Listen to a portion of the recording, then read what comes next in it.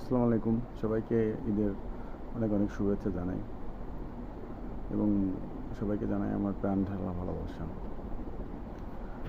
তো আসলে লাইভে আসার তেমন কোনো কারণ নাই, তবে একটা বিষয় নিয়ে অনেক কষ্ট পেয়ে আপনাদের মাঝে লাইভ করতে বাধ্য হলাম। তো আমি একটা পর্যায়ে বিষয়টা আপনাদের সাথে একটু শেয়ার করি। আসলে কাজটা আমার ভুল হয়েছে না সঠিক হয়েছে, জাজমেন্টের কাছে নিজের ব্যক্তি মানে বিবেকের কাছে ঠকে যাচ্ছি বারবার। আসলে মানুষের ভালো চাইতে গেলে যে মানুষের আহ, অপমান অপদস্থ হতে হয় বা অপমানের শিকার হওয়ার সম্ভাবনা থাকে, এটা ওইভাবে আমি আসলে উম, মানে বুঝতে পারিনি। তো বিষয়টা আপনাদের সাথে একটু শেয়ার করি। আমাদের এলাকা হিন্দু